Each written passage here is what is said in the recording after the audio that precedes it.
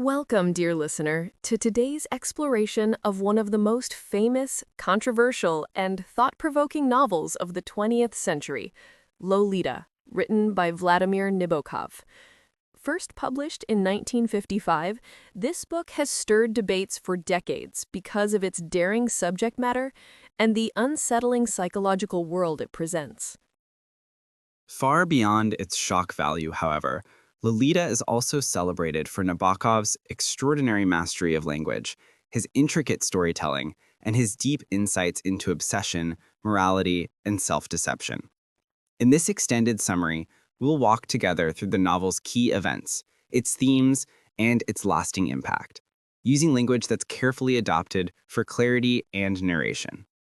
Our goal is not to retell every line, but to capture the journey, the inner world of its narrator, Humbert, the life of Dolores Hayes, the young girl he nicknames Lolita, and the destructive path that unfolds. Prepare for a story that is at once unsettling, tragic, and unforgettable. Part 1. Humbert's background. The novel is told through the voice of Humbert, a middle-aged European intellectual. He presents himself as refined, educated, and cultured. Yet from the very beginning, we understand that Humbert is an unreliable narrator, charming in tone, but deeply flawed in his actions. As Humbert looks back on his life, he claims that his unhealthy desires began in his youth. As a teenager, he fell in love with a girl named Annabelle, who was his own age. Their romance was innocent, but intense. When Annabelle died suddenly, Humbert became fixated on the memory of young girls, believing he had been trapped in that moment forever. From that point forward, Humbert describes developing a dangerous obsession with what he calls nymphets, his term for pre-adolescent girls who remind him of Annabelle. He insists that only a few young girls have this special quality, though it's clear that his perception is warped and self-serving. Part 2. Moving to America. Humbert seeks a fresh start. He moves to the United States. He takes on the role of a European intellectual in America, working in academic circles and writing. Yet his obsession continues to rule his life. Through chance, Humbert rents a room in the home of a widow named Charlotte Hayes. Charlotte is conventional, somewhat lonely, and eager for companionship. She also has a 12-year-old daughter named Dolores, though Humbert quickly renames her Lolita in his own mind. From the moment Humbert meets Dolores, he becomes consumed by her. To him, she embodies everything he associates with his long-lost Annabelle. To Charlotte, Humbert seems like an ideal tenant and potential husband. She does not realize the dangerous fascination Humbert has developed towards her daughter. Part 3. Marriage and Loss. Humbert in love with Charlotte and eventually proposes marriage. He accepts, not out of love, but because marriage offers him access to Lolita. Humbert hides his true motives behind a mask of polite charm. But the situation changes abruptly. Charlotte discovers Humbert's private writings, where he details his obsession with Dolores. Horrified, she plans to leave with her daughter.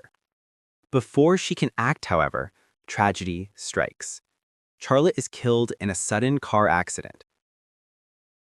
With Charlotte gone, Humbert is named Dolores's guardian. Instead of seeing this as a chance to protect and care for a grieving child, he views it as an opportunity to fulfill his own desires. He quickly takes Dolores on a cross-country journey across the United States. Part 4. The Road Trip. Humbert and Dolores travel through countless motels, towns, and highways. Outwardly, they appear like a father and daughter exploring the country. But behind the scenes, Humbert manipulates Dolores into a deeply unhealthy relationship. He bribes her with gifts, distractions, and promises, all while controlling her freedom. He frames this arrangement as mutual affection, but the reality is that he exploits a vulnerable child who depends on him. Despite her age, Dolores shows moments of spirited independence. She resists Humbert at times, complains about their endless travels, and dreams of a normal teenage life. She wishes for friends, school activities, and the chance to be her own person. Yet Humbert keeps her trapped in a cycle of manipulation, using fear and dependency to maintain control. Part 5. Arrival in the Shadows. As the journey continues, Dolores begins to act differently. She becomes secretive, restless, and less cooperative. Humbert senses that another presence is influencing her. Eventually, Humbert learns that Dolores has been in contact with the mysterious figure named Claire Quilty, a playwright and acquaintance of Humbert's. Quilty, like Humbert, harbors disturbing intentions towards Dolores. Dolores eventually escapes Humbert's control, running away with Quilty. Humbert is furious and devastated. For years, he searches for her, consumed by jealousy and rage. His obsession has now shifted from possession to revenge. Part 6. Dolores as a young woman. Several years later, Humbert finally finds Dolores again. She is no longer a child, but a young woman in her late teens, married and expecting a baby. Life has been hard for her. She is poor, worn down, and struggling to move forward. Humbert offers her money, trying to convince her to return with him, but Dolores refuses. She insists that she wants a normal life, free from the shadows of her past. In this meeting, the balance of power has shifted. Humbert sees Dolores not as the nymphette of his obsession, but as a real person, one who has endured pain and grown beyond his control. Though Humbert still clings to his fantasy, Dolores makes it clear that she will never go back to him. Part 7. The Final Act. After this encounter, Humbert's obsession takes a darker turn. He seeks out Claire Quilty, the rival who once took Dolores away. Consumed by anger and humiliation, Humbert confronts Quilty at his estate. The confrontation ends violently. Humbert murders Quilty in a chaotic, almost surreal scene. Not long after, Humbert is arrested. He writes his narrative from prison, awaiting trial and reflecting on the choices that destroyed not only his life, but Dolores's too. His words are polished, clever, and filled with self-justification. Yet beneath the surface, his guilt and despair occasionally break through. Themes and reflections. Lolita is not simply a shocking tale. It is a study of obsession, manipulation, and the lies people tell themselves to excuse their behavior. Humbert's voice is charming, but the more he speaks, the clearer it becomes that his story is one of selfishness and destruction. Dolores, on the other hand, represents the lost innocence at the heart of the novel.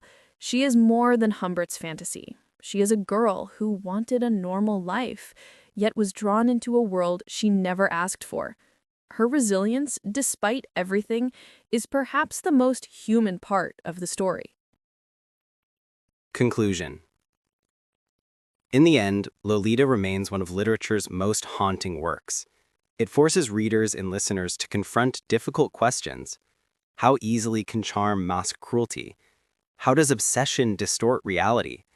And what does it mean to tell a story through the eyes of someone who refuses to see the truth?